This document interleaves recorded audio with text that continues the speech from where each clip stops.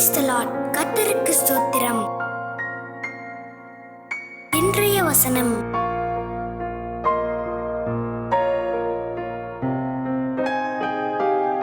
ஏசாயா 48:17 முதல் 19 வசனங்கள்.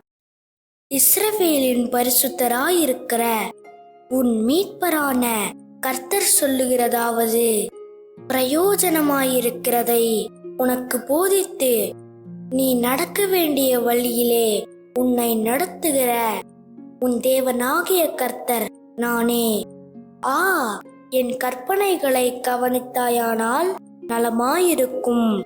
அப்பொழுது உன் சமாதானம் நதியைப் போலும், உன் நீதி சமுத்திரத்தின் அலைகளைப் போலும் இருக்கும். அப்பொழுது உன் சந்ததி மணலத்தனையாகவும் உன் கர்ப்ப பிறப்பு அதன் அணுக்களத்தனையாகவும் இருக்கும். அப்பொழுது அதன் பெயர் நம்மை விட்டு அற்று போகாமலும் அழிக்கப்படாமலும் இருக்கும்.